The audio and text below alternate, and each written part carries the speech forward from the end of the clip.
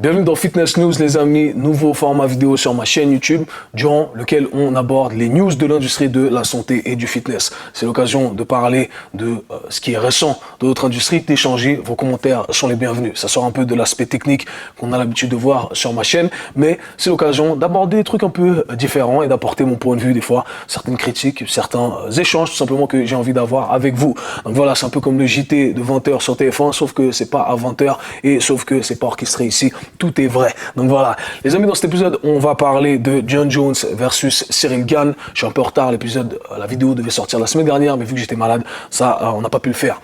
On va parler également du NFL Combine, pour ceux qui suivent le football américain, ou même si vous ne le suivez pas, hein, on va parler du Combine, c'est très intéressant, et quelques petites anecdotes. On va parler de Apple qui se lance dans l'industrie de la santé. Qu'est-ce qu'on peut en tirer? Quelles conclusions on peut vraiment en tirer? Je vais vous faire part un peu de ma vision des choses. Certains vont dire que je suis un conspirationniste. Mais bon, hey, ces derniers temps, les conspirationnistes avaient plutôt raison sur toute la ligne. Donc, pourquoi pas se mettre dans ce camp-là? Je vais donner mon avis là-dessus. Et finalement, je vais vous montrer un clip d'un des podcasts de Joe Rogan qui est très intéressant et j'aimerais beaucoup avoir votre avis là-dessus. On va discuter de ça parce que c'est très intéressant. Donc, n'hésitez pas à regarder le tout jusqu'à la fin et à lâcher votre commentaire.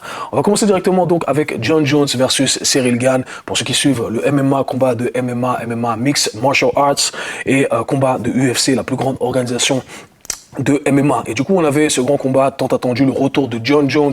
Jon Jones, le prodige du MMA, le meilleur combattant qui a tout tué dans toutes les catégories confondues et donc qui s'est arrêté pendant un certain moment, 3 ans, si je me trompe pas ici.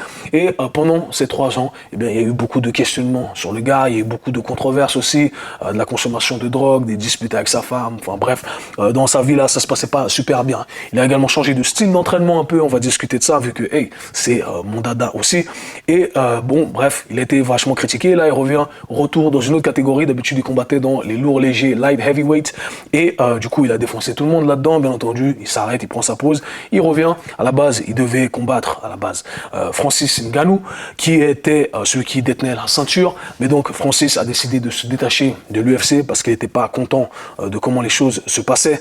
Ce que je comprends tout à fait. Hein, j'appelle Dana White depuis des années le maître esclavagiste. Donc voilà, les gars, ils sacrifient toute leur vie pour combattre et gagnent des cacahuètes. Okay, si on n'est pas le main event, et même si on est le main event, on gagne pas grand chose. Donc le MMA, c'est vraiment le sport, peut-être, je crois qu'à l'heure actuelle, c'est le sport le plus connu, le plus, je dirais même populaire chez les jeunes même. Mais les combattants restent très peu payés. Donc ils gagnent vraiment rien. Et même quand vous regardez ces sommes à 3 chiffres, genre je sais pas, 500 000, c'est pas grand chose. Hein, parce qu'il y a les taxes, donc 60% qui s'en vont, ils doivent payer leur staff, etc. Donc au final, ils gagnent pas grand chose pour un combat, voire 2 combats à l'année. Enfin bref, c'est pas extraordinaire, croyez-moi, pour le sacrifice et la renommée de ces gens-là, parce que ce sont les meilleurs du monde, littéralement. Donc c'est très dur et je comprends que Francis ait décidé de partir. Et il va faire les trucs bien, j'imagine. De toute façon, le gars, il a déjà traversé l'Afrique à pied, ramé un bateau, lui tout seul, traversé la Méditerranée. Qu'est-ce qui lui fait peur, hein? Qu'est-ce qui lui fait peur à Francis? Quoi qu'il en soit, parlons de Jon Jones. Jon Jones, il est arrivé et donc on a sa pesée et il arrive, il enlève son t-shirt à la pesée et on voit qu'il est grassouillé. On l'appelait Jon Bones Jones, ok, Bones, donc les os en anglais. Et là, on le voit, il est grassouillé et il a été critiqué partout. Donc, pas tout le monde sur les réseaux sociaux, Twitter, Instagram, etc. On commence à faire des mimes, se moquer de lui, etc. parce que le gars était grassouillé. Ce que les gens ne comprennent pas, c'est que l'apparence esthétique dans le monde de la performance, principalement dans le monde des sports de combat, ça n'a rien à voir. Et on va discuter de ça dans un instant. Quoi qu'il en soit, le gars a été extrêmement critiqué. Mais ce qu'il faut savoir, c'est que dans la catégorie dans laquelle il combattait avant, donc lourd léger, le gars devait faire une cote, un coaching. Donc dans tous les combattants, tous les combattants font un coaching, c'est-à-dire qu'ils perdent du poids pour arriver au poids pour rester dans leur catégorie. Et c'est sûrement la partie la plus dure. Tous les combattants vous le diront. Moi, j'ai un bagage dans ça, donc je sais. C'est la partie la plus difficile. On doit faire des diètes hardcore. La dernière semaine, c'est hardcore. Les dernières 24 heures, c'est hardcore. Enfin, 24 heures avant la pesée. Et donc, pour les poids lourds, eh ben, ils n'ont pas à faire ça. Donc, en gros, tu arrives tranquille. Okay, tu arrives, tu es en pleine forme. Il faut savoir que durant cette phase de coaching, eh bien, on restreint notre apport calorique, on continue à s'entraîner ou à s'entraîner plus éventuellement pour dépenser le reste qui nous reste à dépenser. Et notre énergie est vraiment basse. Donc, on est vraiment le plus bas possible. On n'a vraiment pas de jus, mais on doit continuer à pousser. Et là, c'est vraiment l'aspect mental qui fait la différence. Et c'est pour ça que les combattants, vraiment, c'est des autres animaux. Lorsqu'on parle d'athlètes, des animaux complètement différents. Et donc, tous les combattants qui regardent ça savent de quoi je parle.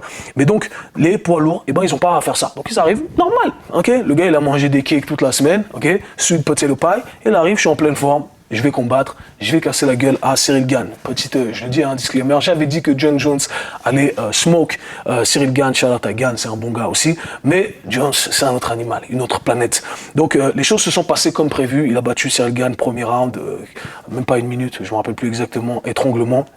Et le gars, c'est un monstre super performant. Donc la première conclusion à tirer déjà, c'est que l'esthétique n'a rien à voir avec la performance. Au contraire même. Okay, donc parfois, ça va être allié. C'est-à-dire qu'on va avoir un beau physique avec quelqu'un qui sait performer, mais c'est pas forcément le cas. Okay, dans le meilleur des mondes, on peut allier les deux si on le souhaite. Moi, à mon stade, aujourd'hui, c'est ce que je souhaite avoir, l'esthétique et la performance, d'accord. Mais au final, si on cherche que l'esthétique, c'est plutôt mon message, si vous êtes focalisé sur des entraînements qui cherchent simplement à développer l'esthétique, vous n'allez pas avoir la performance. À l'opposé, si vous cherchez la performance, eh bien, à tout moment, vous pouvez avoir l'esthétique. À tout moment, John Jones, là, on voit, il a un physique plutôt bien taillé, il a un peu de gras en trop, mais à tout moment, il fait une côte légère. Voilà, il va perdre du poids, il va avoir le beau physique qu'il avait par le passé. Donc, ce que je veux dire par là, c'est si vous cherchez la performance, ça va être bénéfique, ça va vous donner des gains sur l'aspect performance et sur l'aspect esthétique qui va être relativement facile à développer. Mais le cas inverse ne fonctionne pas, ok? Donc, ça va toujours être mon discours. Visez à avoir, si vous n'êtes pas un professionnel comme moi, cherchez à avoir ce mode hybride, d'où mon système hybride. Et bien entendu, vous pouvez procéder par étapes, c'est-à-dire procéder par un développement d'un physique dans un premier temps. D'ailleurs, mon programme hybride physique est sorti et il est à 50% pendant tout le mois à l'heure à laquelle cette vidéo est tournée et va être publiée. Donc, allez checker ça. Le lien est dans la description, shameless plug, ok? Et ensuite, on peut s'attarder sur le côté performance, ok? Et ensuite, on peut créer un mode un peu plus hybride où on mixe un peu les deux. C'est l'entraînement que je fais, moi, à l'heure actuelle, depuis des années. Maintenant, parlons on va revenir sur cet aspect esthétique, performance, etc. On l'a compris, John Jones, c'est un monstre. Il a été critiqué pendant un moment parce qu'il s'entraînait comme un powerlifter. C'est-à-dire que pendant sa pause de 3 ans, il a fait quasiment que du powerlifting. Et dans l'industrie du MMA, tout le monde a critiqué. Ouais, pourquoi il fait du powerlifting? Les combattants, c'est pas un powerlifter, etc. Et lui, il s'entraînait avec des vrais powerlifters. Il est coaché, entre autres, par, comment il s'appelle? Stan Efferding. Stan Efferding qui s'occupait de sa diète, de ses entraînements, etc. Et d'autres coachs de powerlifting. Et là, si on regarde quelques clips, donc là, on voit un gros deadlift ici. John Jones. 272, 272 kilos. Voilà. Ensuite, on a le squat également. Il fait son box squat classique de powerlifting. Pour ceux qui connaissent un peu le monde du powerlifting, il fait son box squat. Et bref, il a été critiqué. 227 kilos, 500 pounds. Et grind. Et il monte. Voilà. Et c'est rare de voir justement des combattants, des gens dans le monde, des athlètes dans le monde de la performance lever des grosses charges comme ça. Vous savez pourquoi? Parce que c'est ce qu'on nous dit à chaque fois. On nous dit il faut pas lever de charge, il faut pas faire ci, c'est pas bien, ça va te rendre lent, tu vas être moins performant, etc. Et pendant ces 3 ans, John Jones a dit les gars, je me suis jamais senti aussi fort sur le ring. Je me suis jamais senti aussi performant quand je combats. Je suis beaucoup plus fort, etc., etc. Et au final, ce que je veux dire par là, c'est que le powerlifting, on n'est pas obligé de faire du powerlifting dans les règles du powerlifting. Au final, du powerlifting, on utilise simplement des outils pour augmenter notre capacité à produire de la force. Et c'est ce que ce gars-là a fait. Et on peut croire le meilleur combattant à l'heure actuelle, qui est John Jones, lorsqu'il dit « Hey les gars, en faisant du powerlifting, je suis devenu plus fort. » Alors le message, c'est pas « Faites du powerlifting ». Le message, c'est effectivement, quand on s'entraîne en salle avec une bonne programmation, parce que le gars a eu accès à une bonne programmation, eh bien, en utilisant des outils, en l'occurrence, c'est des exercices qui me permettent d'augmenter ma force max. Je vais devenir plus fort et il y aura un transfert dans mon sport. En l'occurrence, ici, sur le ring. Et il l'a prouvé, je crois. Il l'a prouvé, ok? Donc, John Jones, shout out à John Jones. Je me demande quelle aurait été l'issue du combat entre John Jones et Francis, ok? Vous, quel est le pari? John Jones versus Francis, qui gagne? C'est dur. Franchement, moi, c'est dur. Là, le gars, c'est un prodige. Dieu lui a tout donné au mec, voilà, il a dit toi, tu vas tout niquer. Mais en même temps, Francis, le gars, a traversé l'Afrique à pied, ramé la Méditerranée plusieurs fois, sauté, marché sur des barbelés pour rentrer en Espagne. Tu peux pas battre un gars comme ça. Il est aussi doué, gars, béni par le Tout-Puissant. Une patate qui sort de l'espace. Enfin bref, je sais pas. À vous de me dire les prédictions. On sait pas si un jour on verra ce combat. Quoi qu'il en soit, ça serait très très intéressant. Donc rappelez-vous, l'esthétique, la performance, c'est pas forcément lié. D'ailleurs, ça me permet de transitionner directement avec le deuxième sujet, le NFL Combine. Le NFL Combine, c'est là où on va drafter les futurs talents de la NFL, donc la plus grosse ligue de football américain. Et ils ont plusieurs tests, dont des tests physiques. Et c'est ça qui est très intéressant parce que c'est un sport qui est très physique, bien entendu, comme tous les sports d'ailleurs, mais qui accorde une importance particulière au développement de la performance athlétique. Et c'est ce qu'on va tester, ok? On va pas tester simplement l'aspect tactique, technique, etc. On va tester ta performance, c'est-à-dire qu'ils ont des répétitions à faire au bench, à 100 kg, le nombre de répétitions, ils ont un sprint de 40 yards, donc 40 mètres à peu près à courir le plus rapidement possible, et à la fin, avec cette combinaison de ces différents tests qu'ils ont, eh bien, on détermine, ok, ta place, comment tu vas être sélectionné par une équipe ou une autre équipe. Et ça, j'ai trouvé ça toujours très intéressant parce qu'au final, quand on regarde tous les sports, c'est ça, c'est une partie technique et une partie athlétique. Et eux, ils l'ont bien compris. Ils ont compris qu'ils devaient travailler sur ces deux aspects-là. Et pour la petite anecdote personnelle, moi, j'ai été formé par un de mes mentors chez qui j'ai beaucoup appris, qui lui, justement, entraînait les jeunes pour le Combine et j'ai été bluffé. C'est la première fois où j'ai été exposé à des athlètes qui levaient des grosses charges, faisaient des sprints, des sauts, etc.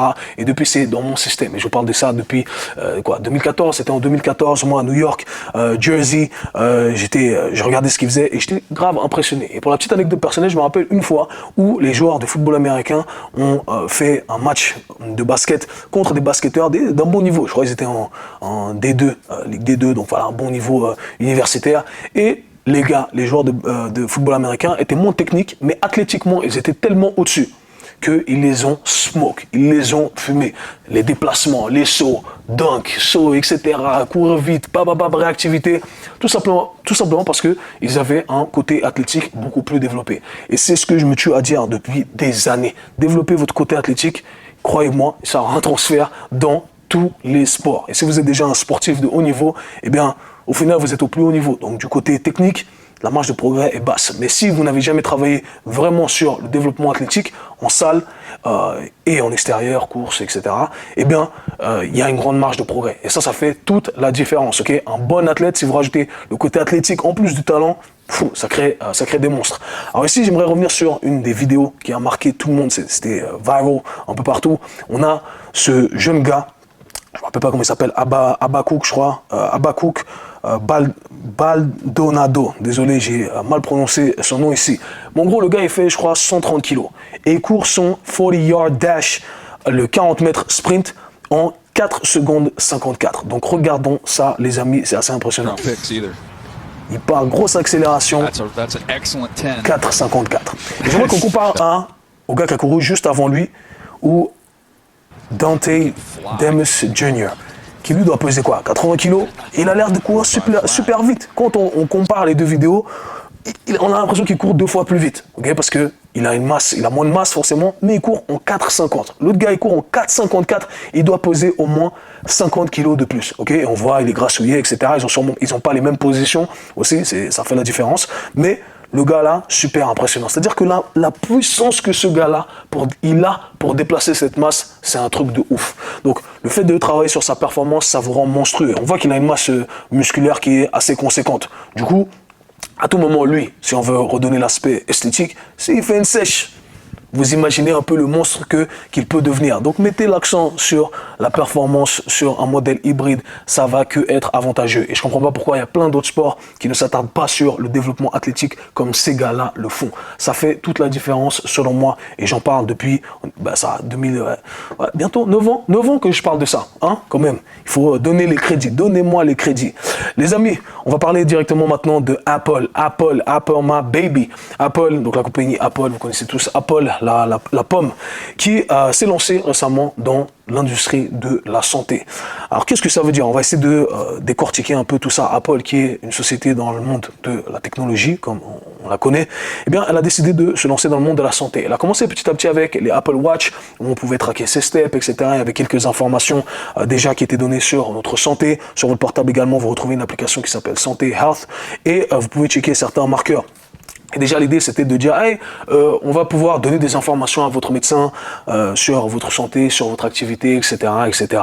Et là, ils ont annoncé qu'ils travaillent sur quelque chose de beaucoup plus avancé, une nouvelle technologie, à travers leur montre également. Et en gros, l'idée, c'est de mesurer le niveau de glucose dans le sang, le niveau de glucose dans nos cellules. Et en gros, à travers la montre, eh bien, je vulgarise ça ici, un espèce de rayon qui va scanner, en gros, le niveau de glucose, sucre, entre guillemets, ici, que vous avez dans le sang, à travers deux technologies qui s'appellent Optical Spectroscopy et Silicon Photonics. Ne me demandez pas de traduire, je ne sais pas comment on traduit ça, je vous laisse aller faire votre recherche. Quoi qu'il en soit, c'est deux technologies. Et ils ont annoncé ça, bien entendu, tout le monde est là, waouh, c'est un truc de ouf. Parce que les gars, ils récoltent des données depuis un moment, et là, ils ramènent le truc encore à un autre niveau. Et apparemment, ça fait 10 ans qu'ils travaillent sur ça. Donc 10 ans qu'ils travaillent sur ça qui a pour but de combattre, si on veut, le diabète. Donc vraiment, le diabète, c'est ce qui est visé à travers cette technologie-là. Okay, on va pouvoir détecter, en gros, c'est leur message, si vous êtes dans une phase si vous êtes pré-diabétique, si vous êtes dans une phase de diabète, et comment on va résoudre tout ça. Donc, super intéressant si vous êtes à fond dans Apple, comme moi, je le suis, mais qu'est-ce que ça nous dit sur le futur, sur notre futur, sur le futur du monde de la santé? Donc les gars, ça fait 10 ans qu'ils travaillent sur ça, ils l'ont annoncé, ça va sortir dans 5 ans. Ce qu'il faut savoir, moi qui suis un grand fan de Apple, qui suis ça depuis longtemps, qui suis un investisseur dans Apple, eh bien c'est que les gars ne se trompent jamais. Et les gars, c'est comparé aux autres compagnies, ils annoncent jamais rien. Mais quand ils annoncent, c'est parce que, comme j'ai dit, ils ont travaillé dans l'ombre, dans les coulisses, et ils savent que le truc, ça va fonctionner. Donc, ils l'annoncent, ils disent, ah, nous, ça fait 10 ans qu'on étudie le truc, on sait que le prochain gros problème qu'on va chercher à résoudre, c'est le diabète. Donc, qu'est-ce que ça nous dit? Ça nous dit que les gars savent, je rappelle, Apple vaut des trilliards, okay, c'est la plus grosse société cotée, donc il y a personne au-dessus, le soleil, okay, et donc, les gars disent, le prochain plus gros problème auquel on va faire face, eh bien, c'est le diabète. Donc, autant vous dire qu'on a ces avancées technologiques, il y a plein de trucs qui vont dans la bonne direction, on va dire, mais notre santé ne va pas dans la bonne direction. Et pour qu'une société comme Apple, qui est dans le monde de la technologie, se dise « je vais transitionner et aller dans une autre grosse industrie qui est l'industrie de la santé », eh bien, croyez-moi, c'est qu'il y a du fric à se faire. Et s'il y a du fric à se faire, ça veut dire qu'il y a des malades à traiter. Donc, hey, on va pas dans la bonne direction. On va pas dans la bonne direction.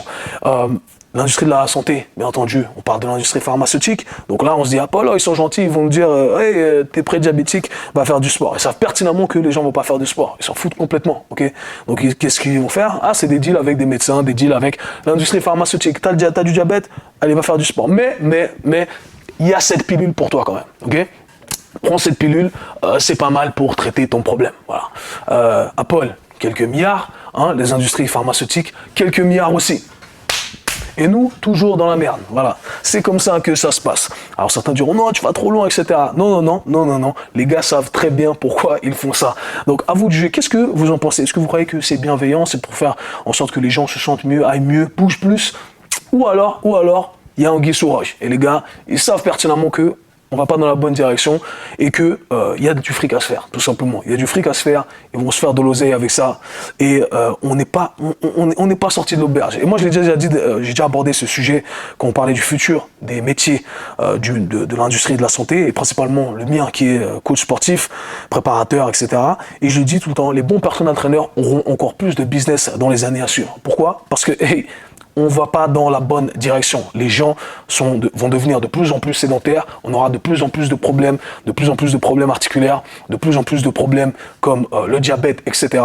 Notre consommation va rester la même ou va augmenter, mais on va bouger de moins en moins. Parce qu'en plus, l'intelligence artificielle vient faciliter tout ça. Okay, donc, les gars, c'est une opportunité pour nous. Et shameless plug, deuxième shameless plug ici, les gars, je suis désolé. Programme Mentorship, 6e vague est ouverte pour ceux qui veulent devenir des professionnels du sport et de la santé, ramener le tout à un autre niveau pour ceux qui veulent apprendre à individualiser les choses correctement pour répondre à ce genre de problème. Eh bien, voilà, il y aura du business pour vous. Inscrivez-vous. Il reste que 4 places à l'heure actuelle où je vais sortir cette vidéo. Donc, voilà. Qu'est-ce que vous en pensez? Est-ce que vous pensez que voilà, on est dans la bonne direction, que les gens vont être en meilleure santé et vont être amenés à bouger plus ou moins, quelles vont être les conséquences, qu'est-ce que vous pensez justement de cette industrie pharmaceutique. Je suis très intéressant d'avoir vos commentaires. Et d'ailleurs, je vais boucler avec cette vidéo que j'ai trouvée très intéressante.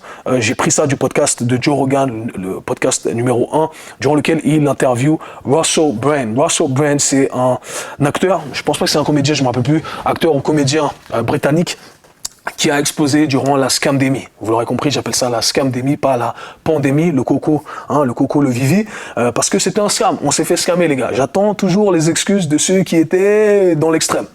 J'attends vos excuses, mais sans recul, les amis. Quoi qu'il en soit, il dit un truc qui est très pertinent ici. Donc, on va jouer ce clip ici, et ensuite, j'aimerais avoir votre avis également. Donc, how can you have energy companies that profit when there's an energy crisis, military industrial complex that profits when there's a war, pharmaceutical companies that profit when there's a pandemic? You're creating the necessity for ongoing crisis. Yes. If the elites in a society benefit from situations that are detrimental to everybody else, that's what reality is going to become. That's what reality has become. Il dit un truc ici qui est très intéressant, encore une fois, ça a l'air assez conspirationniste, mais pour moi, c'est simplement du sens commun et c'est assez logique. Donc il dit, comment ça se fait que lorsque on a des guerres, on a le complexe militaire, les fabricants d'armes, etc., qui profitent de ces guerres.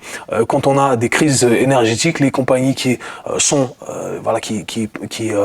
fournissent ces ressources énergétiques font du profit. Comment ça se fait que lorsque on a une crise dans le monde de la santé, les industries pharmaceutiques profitent de ces crises-là? Forcément, il y a une initiative à créer ces crises et à alimenter ces crises-là parce que l'élite en profite, l'élite fait de l'argent avec ça au détriment du peuple. Et forcément, le peuple, on s'en fout complètement du peuple, ce qui compte, c'est le profit qu'on peut faire. Qu'est-ce que vous en pensez, les amis? J'ai trouvé qu'il a très bien résumé ça et c'est mon avis également. Et ça rejoint ce que je disais auparavant sur Apple. Okay, les gars, ils ont compris qu'on ne va pas dans la bonne direction, que l'industrie pharmaceutique, il y a du bif à se faire, que les gens vont être de plus en plus en mauvaise santé et on va pouvoir leur recommander éventuellement des médicaments, des trucs qui vont enrichir tout le monde, qui vont enrichir principalement l'élite, mais qui ne vont pas nous aider, le peuple, tout ce qui est en dessous de l'élite, okay, tout ce qui est en bas.